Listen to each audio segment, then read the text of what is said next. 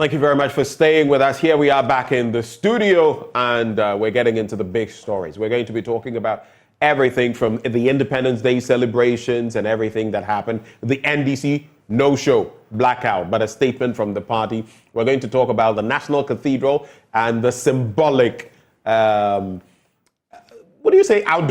of that edifice. We will talk about happenings in Parliament and LGBTQ, all of those on the chopping board as we host the Member of Parliament for South Dine, Roxanne Nelson Dafeamakpor. He joins me in the studio this morning. Roxanne, thanks for coming. Thank you, my pleasure.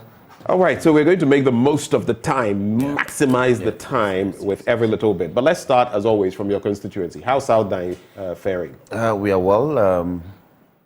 We had our 6 match yesterday. I couldn't attend because of some other pressing national assignments, but I sponsored the children with yogurt. You know, after marching in the sun, they needed to cool off. We did that. Okay. We celebrated our 67th year as a state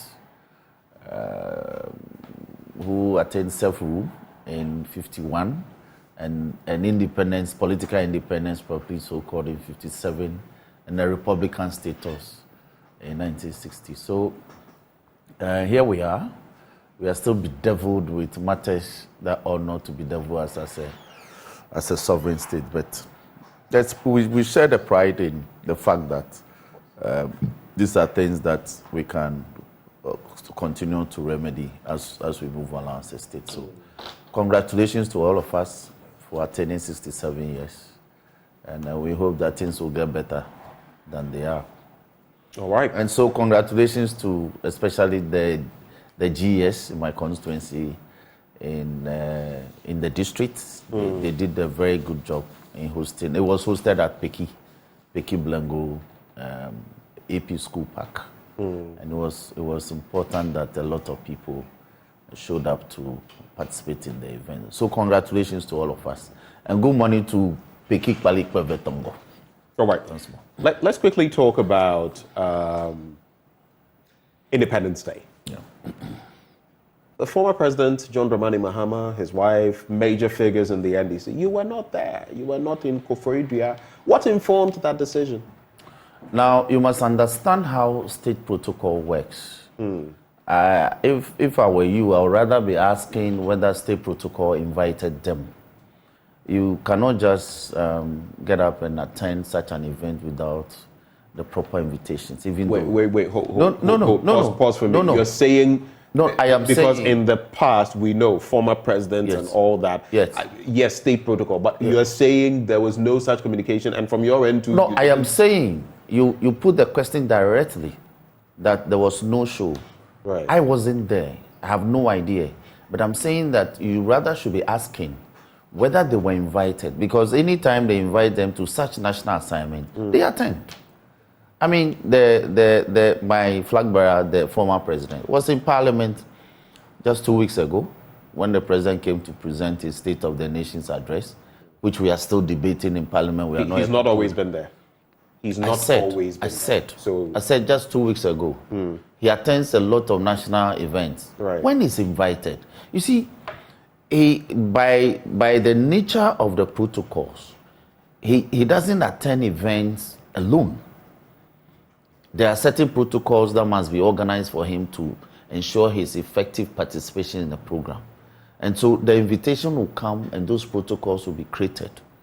You can't just sit in a vehicle and drive yourself to Akufo-Addo and get down out of the vehicle, and because you are president, you are ex-president, they should find you a seat. No.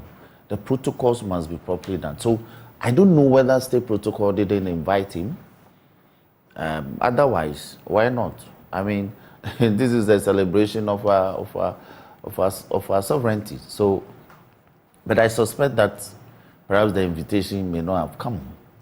Yes, I suspect so. So, I don't want us to. But don't you think that took away something from the at all the beauty? No, at all. Because we've always prided ourselves on that sort of ability to unite regardless of where we are, whether on religious grounds, social grounds, political, economic grounds, to still shelve the show face. Yes, we shelve the differences and do things in the greater national interest. And I'll just give you an example. That just 2 weeks ago, he was in Parliament. He came, he was invited, he came to listen quietly to the president speak or give his message on the State of the Nation address. And I know for a fact that he was invited to that event. So he came, he attended, he honored it. So let's find out whether he was invited or not. And that being the case, I think that is a non-starter. It's a non-issue. From where you sit, so your suspicion is that the president may not have been invited formally. Yes. The right processes with protocol. Yes. That's where you sit. That's my suspicion. That's otherwise JM would have been there. Why not? But you followed. Even though you were not, you followed. I followed. What did you make of it? I mean, there are so many different angles to it. The president speaking on the economy, like the Daily Graphic captures today, said, we had overcome our economic challenges. In fact, quoting him, he says, fellow Ghanaians, I know that we have gone through difficult economic circumstances, but it is clear that we have overcome the worst and we should be looking forward to better times. He then adds, if we are to take pride in being Ghanaian, there should be a consensus on the values we hold dear and we should transmit them to every generation. So he says, basically repeating that we have turned the corner, economically speaking. And then he talks about values. And that later will bring in the LGBTQ conversation. But what did you make of that? And I don't know whether you saw, many observed also that the president's favorite chair or seat was offered to Alassane Ouattara. And the expression on the president's face may not have, we don't know whether it was a gaffe or it was planned. But what did you make fully of the president at the Independence Day celebrations and his rhetoric? Yes, one, that there appears to be a sharp difference between the message he gave to the nation 2 weeks ago on the state of affairs, where he admitted that we are in difficult times and that he hopes that we'll get out of the woods soon. He said so. Indeed, given the state of affairs, unemployment last year was 13.4%. Now it is 14.7%.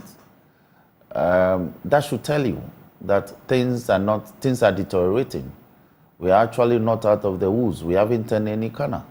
So if 2 weeks after the president in delivering his Independence Day speech or anniversary speech will turn 360 and say that we are out of the woods, things are getting better, and that we look forward, we become a beacon of hope. We are no longer a beacon of hope.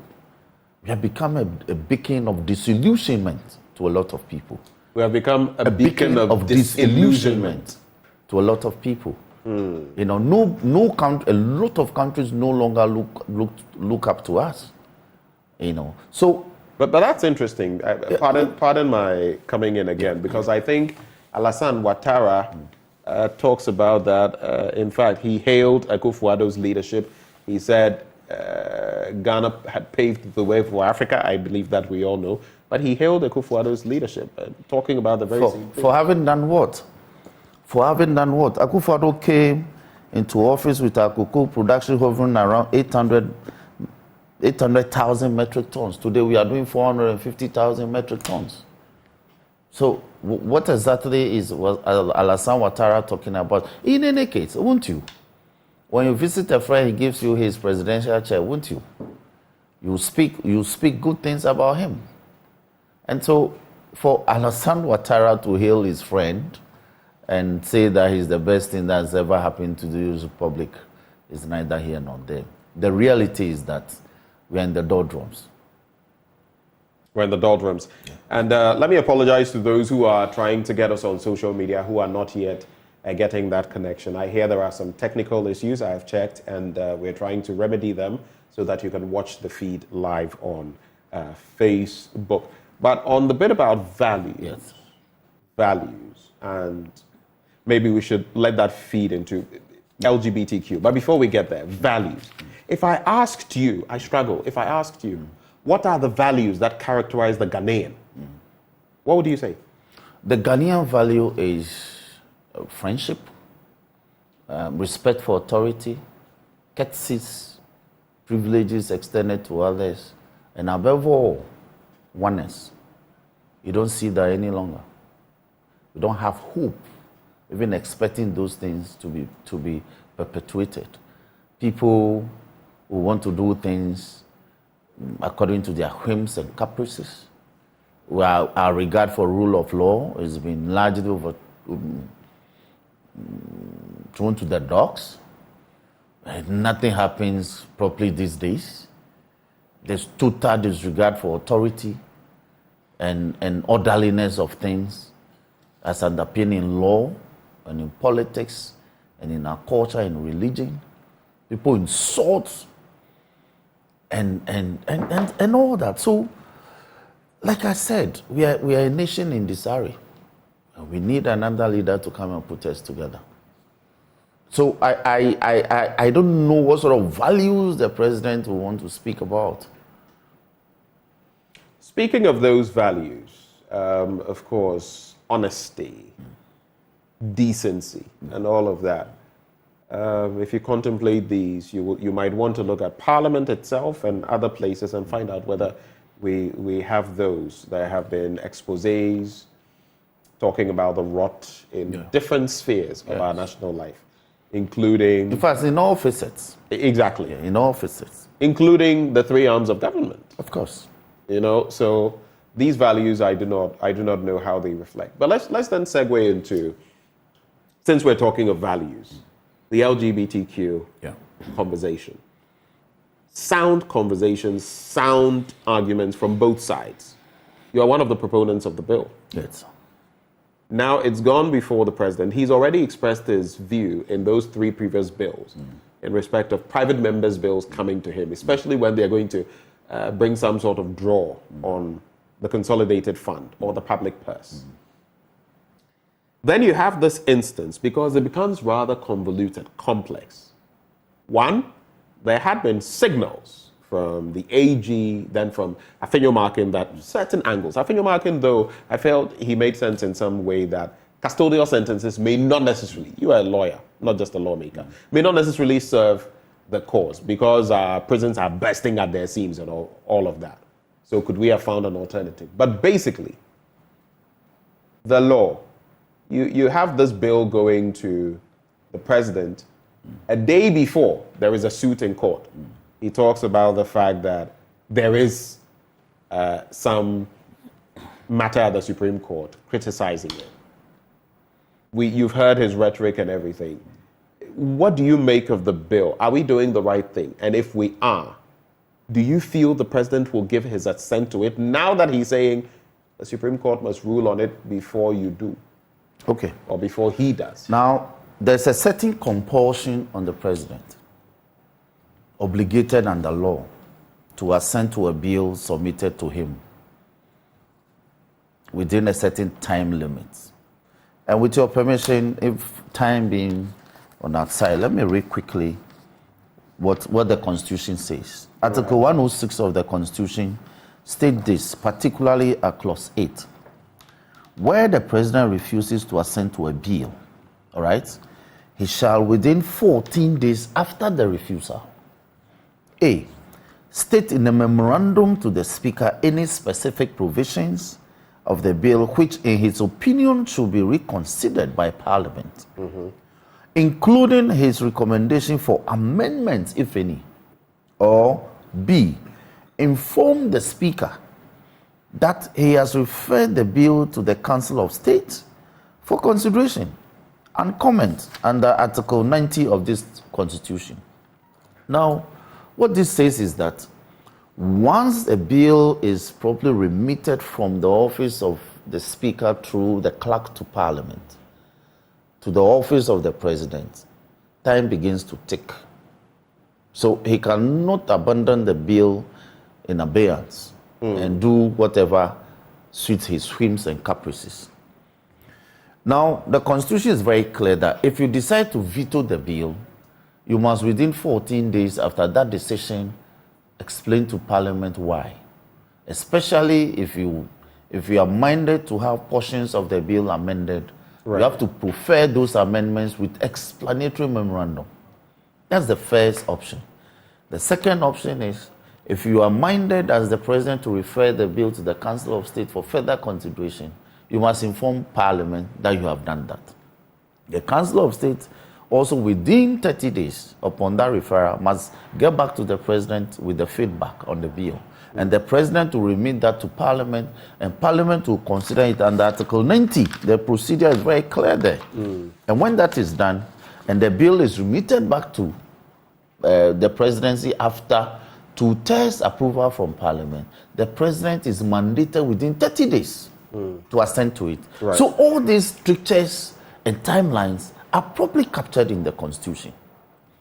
Now, you have a president who, before a suit is even actioning in the Supreme Court, he has the privilege to speak to it and injuncts himself that because of the anticipated suit, I will stay my hand whenever a bill that is yet to reach my desk, whenever it comes, I'll stay my hands. And that, I think... In effect, when no one knew about such a suit, because the suit was dated the 5th and the president was exactly on the 4th. So that conduct in itself, it's unconstitutional. The conduct of the president yes, is unconstitutional. that he will stay his hands and abide the outcome of the Supreme Court decision, whether it takes 2 years or 3 years, is in itself unconstitutional, because that is not the law. So you mean the president erred? He erred.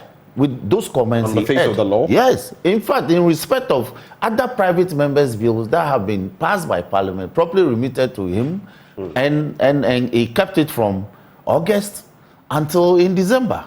When the Constitution says that if you disagree with any portion or portions of the bill, do so within 14 days. It took him 6 months to write a long memo to Speaker, supposedly explaining giving reasons of his disapproval of or his decision to veto those bills. And that is also in itself unconstitutional. But let's talk about the president. He's made mention of the fact that this has not even come to his desk. A few days ago, he mentioned that this had not even come before him yet. So, I mean, even the countdown, the 2-week period within which, if it hadn't hit his desk, how would he expect him to even start working? Good. That is why the president ought not to have spoken in such manner. You don't speak about a bill that you are yet to see passed by Parliament. The bill hasn't touched your desk. So the presumption is that you don't know the content. So you don't speak ill about it. A suit is yet to be actioned in the Supreme Court. You don't know the content. You don't even know the reliefs. So you don't speak about it. So for the president to do that, it appears that the whole thing was choreographed. So get the finance ministry to issue a statement that has no author behind it. Then you get the president to meet the diplomatic community and gives them assurance and says that there's an anticipated writ of action against the bill.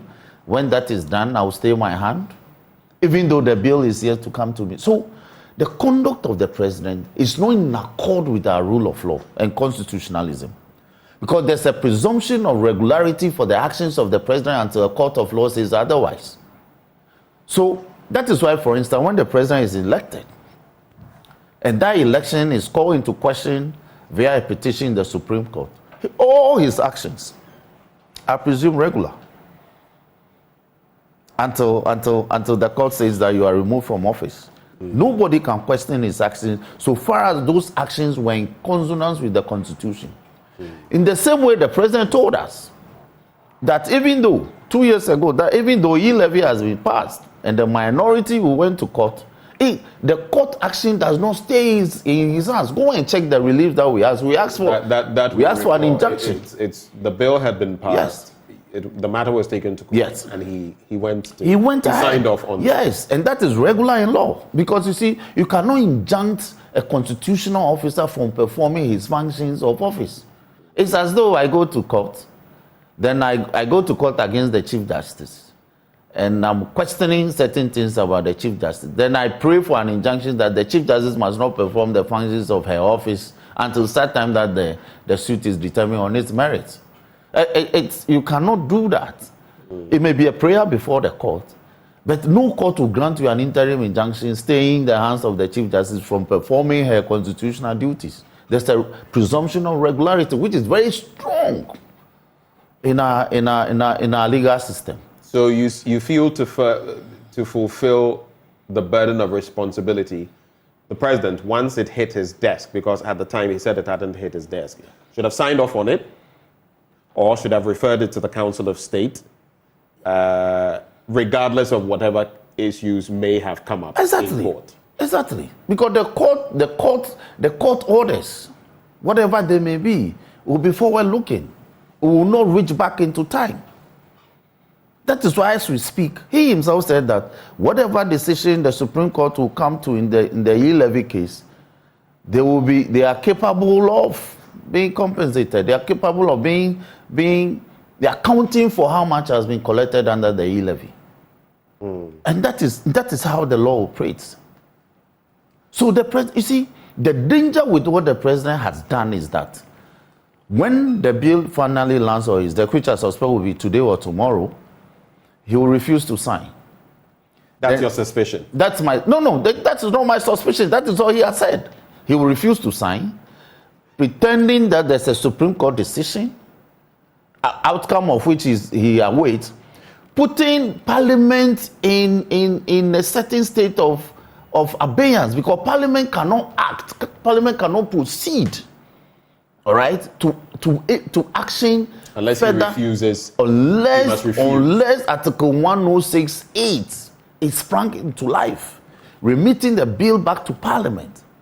And you cannot also stay Parliament's hand in that manner. And if it doesn't come back to Parliament, you can't go ahead and... We can't go ahead. We can't take any... Thank you.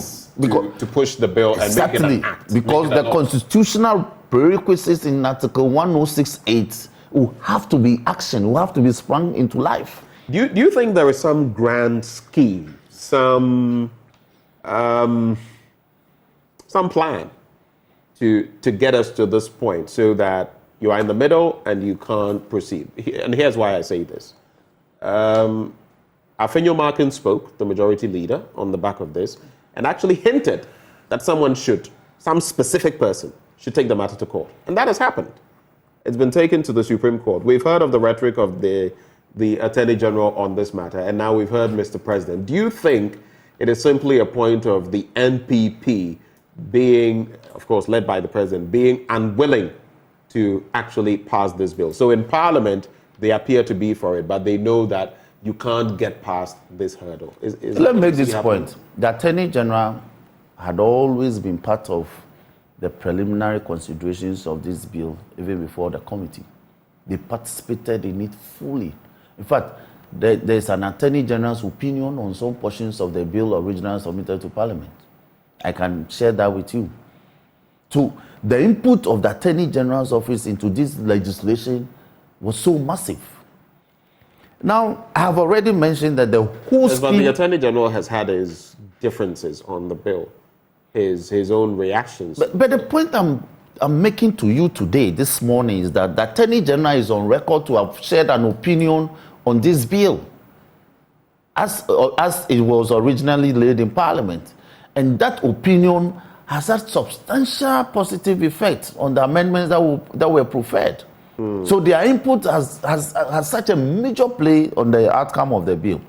But I've already made the point that the whole the whole thing appears to be a grand scheme choreographed properly.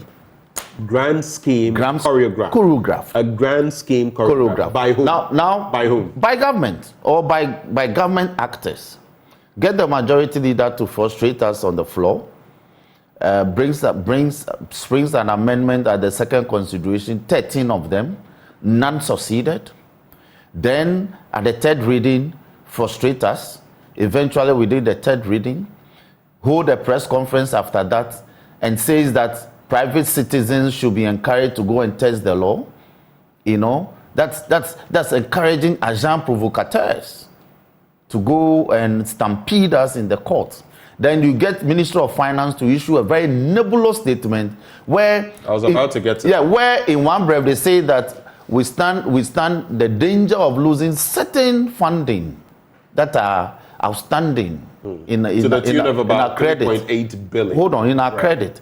Then at the tail end of their so-called statement, They are rather making recommendations to the president that, look, president, if this bill passes, then you need to put in place certain structures by engaging conservatives, religious leaders, CSOs, so that we can restructure our local financial system to become robust, to be able to withstand the financial shocks that we will suffer. Did you read that? Right.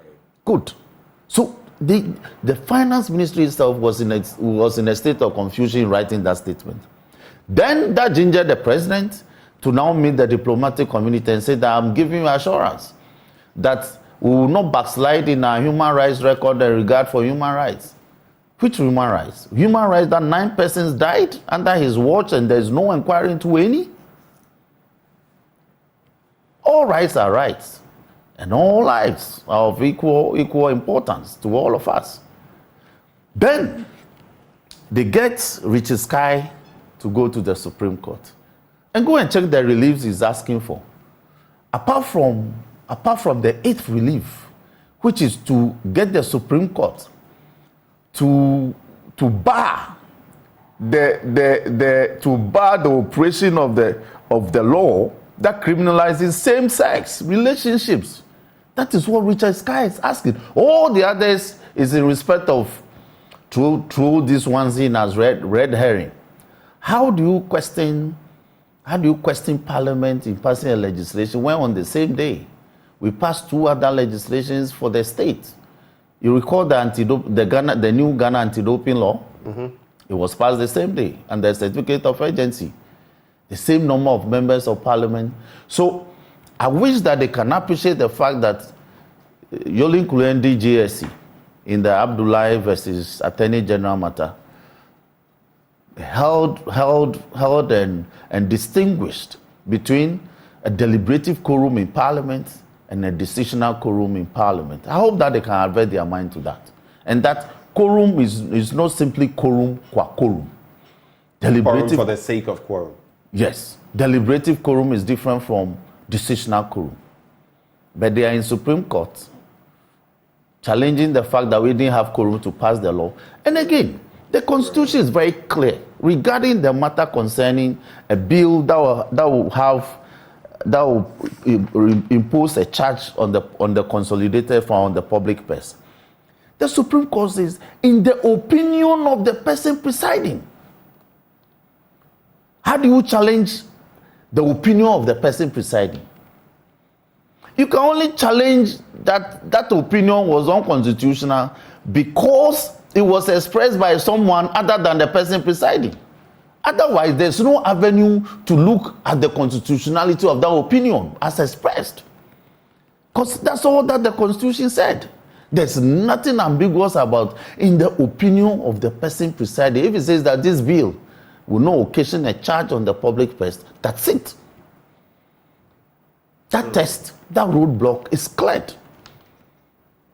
If it is expressed by the clerk to Parliament, expressed by a member of Parliament, expressed by any other officer of Parliament, then you can say that no, the law, the Constitution says it has to come from the member, the member presiding. And this is the Speaker cleared. So let me tell you. But we'll see how these things pan out. So let me ask you now. There is some state of flux. We are in limbo. Yeah. We don't know what the next step will be. But what do you surmise? What do you think? What do you conjecture the Supreme Court will do on a matter like this? You've worked on the fine print as far as the technical aspects, the law is concerned. So you believe in this bill, you are sticking to the tenets of the law. And that is exactly what the Supreme Court is supposed to test, the constitutionality of what you've done. Do you think it will pass the test before the Supreme Court? It won't. Because You don't think it will pass the test before the Supreme Court? Or you mean... No, the action will fail. The action brought by Richard Sky? Yes, and let me show you why. Yes, let me show you why. Okay. Go to Article 106.11. It says, without prejudice to the power of Parliament to postpone the operation of a law, a bill shall not become law until it has been duly passed and assented to in accordance with the provisions of this Constitution, and shall not come into force unless it has been published in the Gazette. So what is before, what Richard Sky has proceeded against in the Supreme Court is actually work in progress. Okay. It's Parliament's act in progress. Under Article 2.1 A and B, you can proceed to the Supreme Court to challenge the constitutionality of an act of Parliament or an enactment passed by Parliament as being unconstitutional, stating all your grounds. Right. Or in B, an act that Parliament has performed a certain function, and that function threatens the breach of the Constitution or actually threatens or actually breach the Constitution. So which act do you speak of? The fact that Parliament has passed a law, passed a bill into a law, it's no law yet. So from where you sit, based on this technicality, you feel you've been categorical. Yeah. Are you still going to be that categorical and say that it will fail? You are not a justice. It will fail because the law is very clear. You are not the justice of the Supreme Court. Hold on. The beauty about the technicality of the law is that you can have departure. a Lord Denning and a Lord. Yes. You can have two different. Yes. Lord Atkin and all. They can look at it. Lord and Gov. Divergent opinions. Right. Yes. You sit here as a lawyer and you say this, but the justices of the Supreme Court can differ in opinion. That's why it's the law. To say categorically that it will fail. That's the beauty of the law. I can sit here and speak in that manner. If they disagree with my position, that's all fair. But let me ground my position again on law. Last year, Dr. Amanda Audrey actually proceeded to the Supreme Court. Professor Gachepo? Is that? No. Okay. Amanda Audrey, there's another lady. Okay. She was among those who submitted the over 200 memoranda against the bill. When we invited memoranda last year and we interrogated them, she was among them. She proceeded to the Supreme Court to actually ask the Supreme Court to injunct Parliament from proceeding to consider the bill. And the Supreme Court said, a bill before a Parliament cannot be stopped from performing its functions. All right? A bill is not a law that the Supreme Court can be asked to pronounce on. So already there's a Supreme Court decision in place that says that a bill is not a law that Supreme Court can be asked to pronounce on. All right? So I am basing my argument on a decision given by the court itself just last year. Not 2 years ago, not 5 years ago, just last year. So as we speak, the bill is a bill. It's not received assent within the remit of Article 108.11. It's not being gazetted. Indeed, Parliament can actually, after all this, suspend the operation of the law, like we did in, I think, the VAT value-added tax and the luxury tax. You remember? Right. We passed the law, we suspended it. In fact, the right to information law, when we passed it, we suspended it for a year because the fiscal impact analysis determined that we would need about 700 million Ghana cedis to be able to implement it in the first year. We didn't have that money. So we delayed this operation and allowed government to find the money before that institution was set in motion. So again, you expect the Supreme Court, to throw this away. To throw Richard Sky's suit in limine, away. Ab initio. Because it doesn't have a grounding in the law. The course of action is premature. And all these it is part of the calculated, in the scheme of this, part of the calculated steps to frustrate Parliament. No wonder the president. Why do you think there would be that calculated attempt? Is it because of what the finance ministry said about our precarious economic situation and falling on the IMF, the World Bank, the Bretton Woods at all? But because of the requirements in 106, which is that what 106.8, which is that the president must necessarily act on a bill when there's no such distractions. Now he says that there's an action in the Supreme Court, so I am unable to act. So if he's unable to act, Parliament is also unable to act. Let me ask you this, though. If the Supreme Court, contrary to what you think, if it jettisons this bill, so to speak, and says, Mr. President, based on the law and what we see, it may have X or Y negative impact, and so don't sign it, right? Or it gives its decision, its ruling, which points to the fact that it is not encouraging the president to sign it. What then will Parliament do? Because this then could create some sort of conundrum for the three arms of government. Parliament has proposed a bill. The executive has refused to sign it, which in a way contravenes the law, but he's within his limits. He says it's before court, which it is before court. And if the court says it is unconstitutional, Parliament's hands are tied, even with your 2/3. And even there, with the 2/3, do you think you will get it you don't have 2/3. You will need majority members and NPP members to join you. Do you think you will get that? And even if you could get that, if the Supreme Court says no, there's nothing you can do, can you? Supreme Court will say no to what? A bill? Supreme Court can say that a person... Hold on. Let me give you an analogy. Supreme Court can say that a person cannot come to court to sue on a matter he disagrees with. That will be the converse side of that decision. It means that Parliament cannot function. Parliament cannot do its work. Because Parliament functions primarily by passing bills into law. Lawmaking function is the primus inter pares of all parliamentary functions. Core function. That's the core function of Parliament. So Supreme Court will say that Parliament cannot pass bills into laws? No, but it is not saying that. It is saying that in this specific instance, what bill you have passed is unconstitutional. That's the test. No bill has been passed. No bill has been passed into law yet. That's the fundamental point I'm making. So it is premature. I am not saying the court cannot make pronouncement on the constitutionality of a law passed by Parliament. But it's not become a law yet. Yes. So the food is not yet cooked. It's cooking. It's not yet cooked. In other words, what you're saying is the president can go ahead and give his assent to this. Which he has yes. Which he has to? Which he has to. Which I will be suing. As soon as we remit this to his office, time will begin to count. If after 14 days he doesn't exercise that, I am going back to the Supreme Court to compel him to perform his constitutional function. You will sue the president? I will sue. To compel him to the constitutional requirement. Yes, because his conduct in not assenting to the bill within the requirements of Article 1068 is unconstitutional. All right. Within the time strictures. So let's assume it got to the president's desk and he signed it. Yes. Then there would be cause for someone to take it out because then it would have been it will be gazetted. Exactly. Yes. Exactly. Yes. As a matter of course. Yes. As a matter of course. Yes. Are gone through. Yeah. Then there would be cause for someone to take it out at the Supreme Court. Yes. As of now, there is no cause. It's premature. No cause. So you're basically saying then that Richard Sky's suit could be thrown out for now? Yes. Could. Yes. And I'm saying could.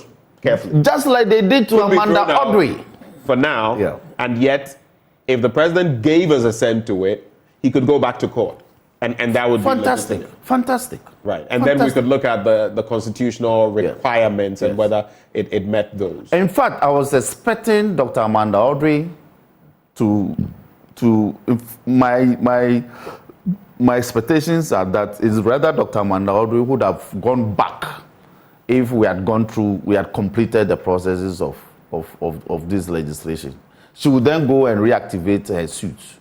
Because the initial suit was in respect of the bill. Now it will be in respect of the law properly so called. So he will be actioning based on certain grounds regarding constitutionality or otherwise. I see. Well, I don't want to be in your shoes right now as the three arms of government. This has thrown quite a cog in the wheel of our democratic governance process. Yeah, because Parliament proposes. Executive refuses to sign, cites the judiciary. The judiciary is now, all eyes are on the judiciary. Whatever it says, then there will be back and forth. But so eventually, if it becomes law and the judiciary says it is unconstitutional, what then happens? Let's look at all the angles. It will be struck down as unconstitutional. That's what it means. And then your hands are tied in Parliament. Why? We can reintroduce it. Reintroduce it in a different form? Which different form? That is Parliament. And mind you, this is private members' bill. This is not a bill coming from the state. This is not a public bill. Look, people should not underrate our resolve in this matter. This matter is not ending today at all. God rules in the affairs of men, and we are doing the Lord's work. Do you have the support of the majority in this we that you talk about? This we. 99% of Ghanaians are in support of this legislation. And as the elected representative of the people of South Dine and my other colleagues, look, at the second, when it comes to that vote, hold on. Yes, when it comes to that, let me give you the evidence. Especially if it's secret. Hold on. Let me give you the evidence. At the second reading, when we debated the principles of this bill, all 275 members of parliament voted in support. I am telling you that if it comes to a vote, yes, the 2/3 you need, we'll get it. Hold it. If it comes to a vote, yes, and if this is a secret ballot, why should it be a secret ballot? Where no one gets to know that. Why should it be a secret voted ballot? in this way? You could be we'll vote openly. Every single MP will show his vote. But you don't determine that. The speaker will determine that. A member, I will move a motion that this vote will not be taken by secret ballot. It will be up to the speaker to take exactly. Or not. And I'll give cogent. Then I'll can strike that down. He can. I agree, but I'll give cogent reasons why this vote must be taken at an open vote. Yeah, the speaker can still decide. I agree, but I'm telling you that option is available to me as a co-sponsor of the bill. So my question then is, if it goes into that secret ballot, where no one knows that, because we feel that some members of parliament had stuff to say, but they wouldn't say it because of fear of victimization. By and large, most of you are in support of the bill. But I'm saying when it gets to a secret ballot, you need 2/3 of the 275. Are you confident that even in a secret ballot, I am more than confident 2/3 we'll get nearly 275? Nearly. If there's anybody who may not want to do this, maybe a couple. Every single member of parliament is in support. Disregard comments that some members of parliament are not in support. Every single one of them are in support by conduct, by deed. It is some other persons who think that, and if you ask for their names, I don't even know. They are unable to mention any member of parliament who is openly against this bill, whether outside or on the floor. Dafeamakpor himself has placed it on record that he is for the bill. His issue is in respect of some of the sentencing regime. That's all. So he himself will be voting for this. All right. But let's look at this. There's also the element of purported hypocrisy, right? If this had come up in a time when the NDC was in power, IMF program being executed, IMF funded or guided program, it's not exactly easy, is it, to do something like this? Looking at Uganda's law may be draconian, but what the World Bank has done to them, so to speak. And I'm not saying that cede your culture or your values because of money, but I'm saying looking at the consequences, the effects. We've heard from Virginia Palmer, the American ambassador, on what the consequences could be for trade and business and money coming into Ghana, which the finance ministry elaborated on. But if it had been the NDC in power, do you feel you would be as persistent, insistent as you are being now? In fact, you may have seen a video of your colleague as well, my good friend Sam George, back in the day before 2016, and what he said about LGBTQ. Maybe his positioning was not as hard as it is now. It was a non-issue for him then. Why now? Is it because there's another party in power? Now, I feel slighted by your question, but that's from you as a journalist. My apologies if it slights you, yes, but it's a concern. Because you assume that the vim, the exuberance, the commitment that I display in respect of this matter would have been different than the NDC. No, at all. And the views and the interests of the NDC aligns always with the views of this country. Look, there's another lie that when we pass this legislation and make it effective, there's some IMF problems, financial difficulties that we face globally. That's a big concoction and fabrication. Look, we have Uganda, Zambia, Zimbabwe, Tunisia, Tanzania, the Gambia, Togo, Somalia, South Sudan, Sudan, Nigeria, Senegal, Sierra Leone, Mauritania, Morocco, Namibia, Liberia, Libya, Malawi, Guinea, Kenya, Eritrea, Eswatini, Ethiopia, Chad, Comoros, Islands, Egypt, Algeria, Burundi, Cameroon. Being countries that have anti-LGBT legislations in place. Not all of them are executing the IMF program. Hold on. The IMF deals with them. The IMF is not a sovereign state. The IMF is a bank that is into profit-making loans and gives profit-making loans to people and entities and nations. The money we've taken from IMF will be paying interest on it. So the IMF cannot purport. They claim there is an IMF policy. It's not an IMF regulation. Where in the document, the facility document that we signed with the IMF, they said that they will not grant us the facility if we have an anti-LGBT legislation in place as a sovereign people. There's none. So people, there are fundamental. You've tenets. asked the question. I get you, but I have to clarify. While it is not anywhere that you must support LGBTQ before we can issue these sums of money, there are basics when it comes to human rights. As far as these institutions are concerned, when the World Bank, the Indian head was referring to Uganda and all of that, that came up. It is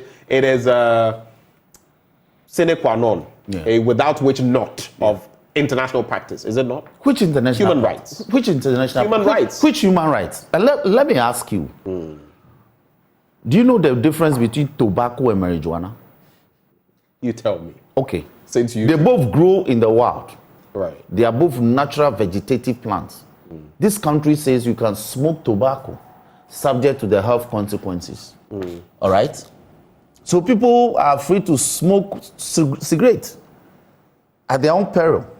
Yeah, but on the boxes, like we have in Ghana, it will tell you the consequences. Exactly. So I'm saying that this country has allowed people to smoke tobacco. That's their freedom. That's their choice. I mean, it's at the peril of your life.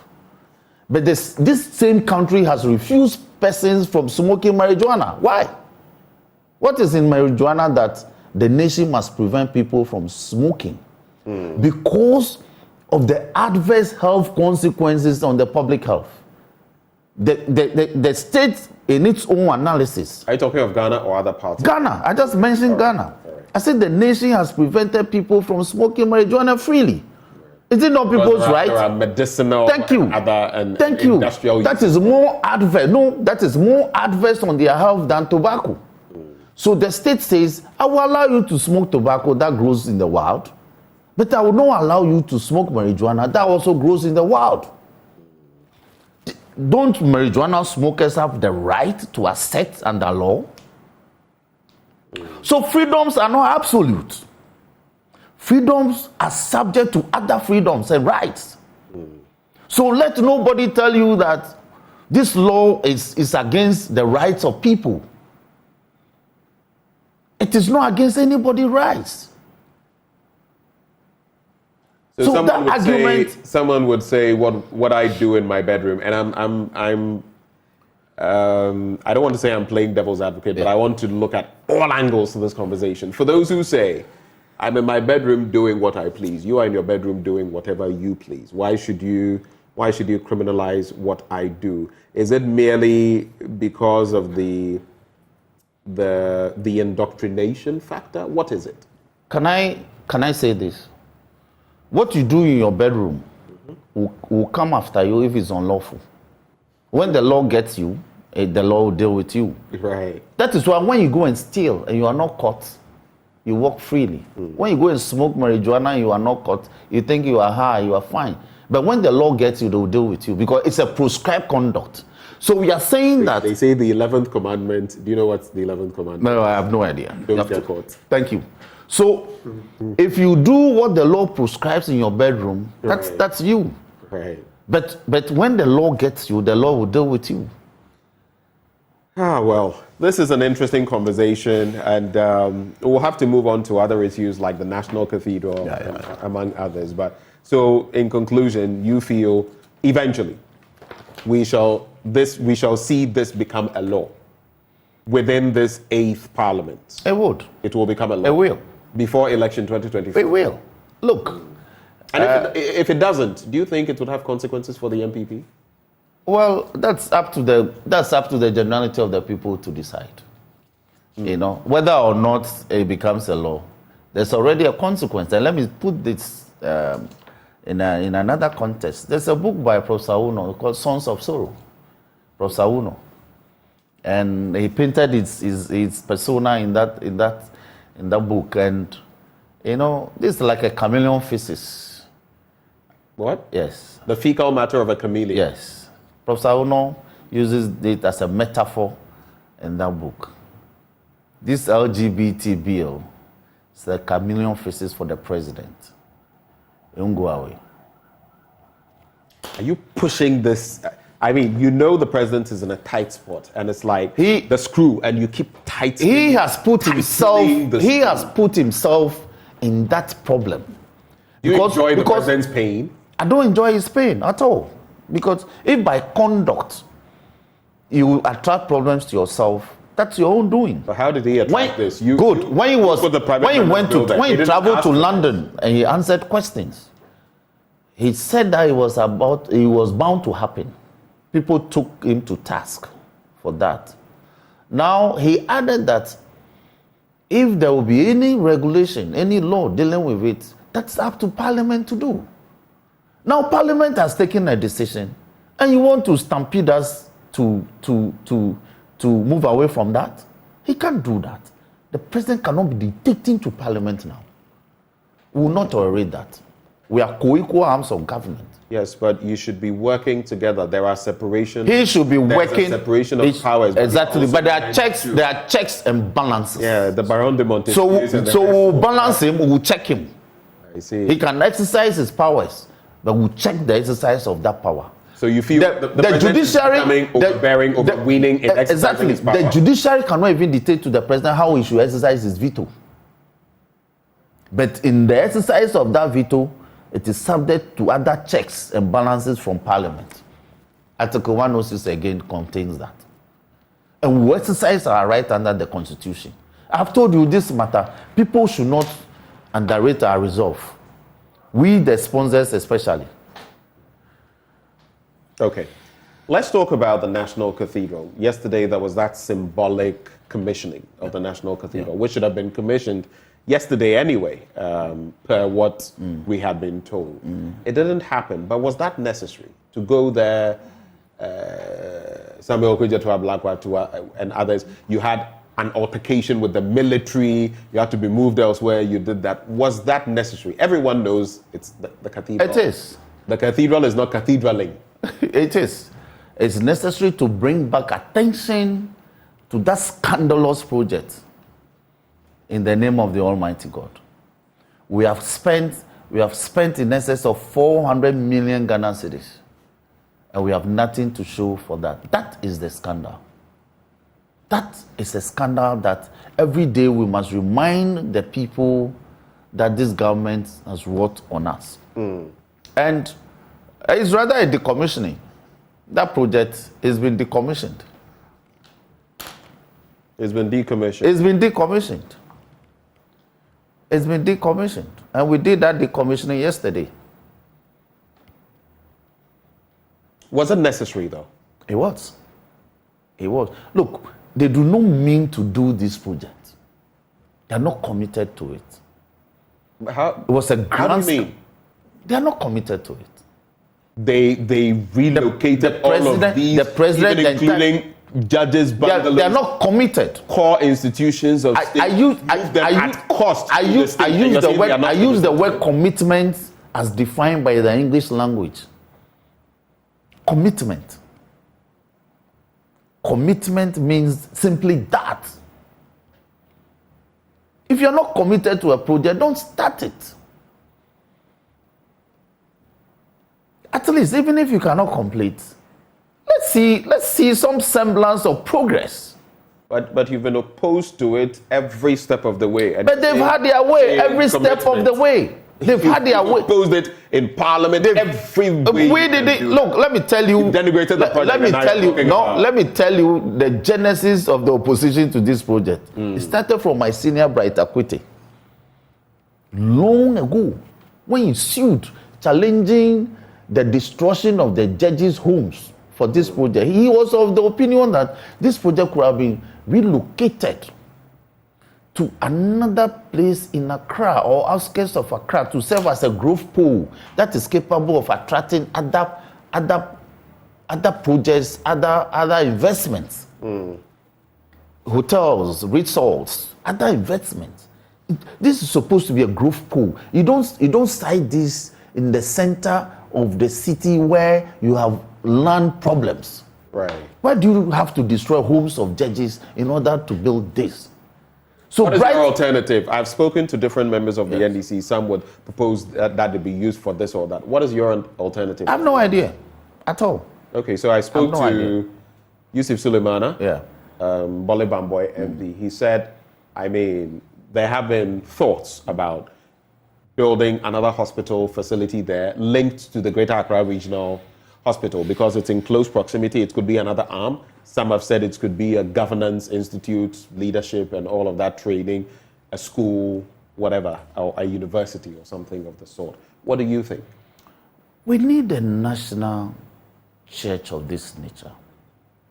But in my opinion, if we don't have the resources... Did you just say we need a national church of this nature? Cathedral? Yes. But what? I mean, as a nation, we don't have a thing like this. So for me, whether it's coming from NDC, idea is coming from the NDC or not, I think it's a project we can have. It's part of our infrastructure, stock improvement. But the location is what I have a problem with. And the fact that we are not committed to it. All the highfalutin sounding. This sounds a bit confusing. You're basically saying we need a national cathedral. Yes. But not where it was situated. Yes, it's always been my position that, yes, the idea is good, but the grievances people have is that because we are moving to an economic meltdown, it's not necessary. So financial, economic. Exactly. We shouldn't be doing it at a time. At this hour. Right. At this hour. But it's something that if we have it, if we have the wherewithal to support it, it's good to have. So looking at the sums of money involved, you would have still gone for the project? Looking at the sums of monies involved, we should have seen a structure up, even if it's not completed. Something to represent how much is going to... No, but I'm saying, if we're going to have such a project and looking at the cost involved, whether it's where it is or some other place, would you go for that? Yes, of course. If we are capable. If you're capable? Yes, I say this from my heart. All right. Okay, the very final bit... But we borrow money from people. We can't pay. And we are doing this. Okay, so cost factor and where it was situated. Yes. And the fact that financially we are not in the best of situations. You see, between Dodowa and Aburu area, there have been a beautiful spot for this. Yeah, you would look at the commercial activity and whether... there are so many dynamics to look at. But before you go, I just want you to look at this. Accra 2023, the All Africa Games, is happening. The University of Ghana Stadium, how much went in there? $34 million. Botiman Sports Complex, $145 million. The Games Village, $16 million. Overall expenditure, almost $200 million, inclusive of other things. I don't know what you make of it. I've always had my problem. When I see these figures without a proper breakdown, my heart skips a beat. Final words. What would you say about our expenditure and whether the NDC spent $60 million to build a Cape Coast Stadium. Magnificent facility. Times have changed. The cost of everything has tripled, quadrupled. No. In terms of value, in terms of dollar terms, no.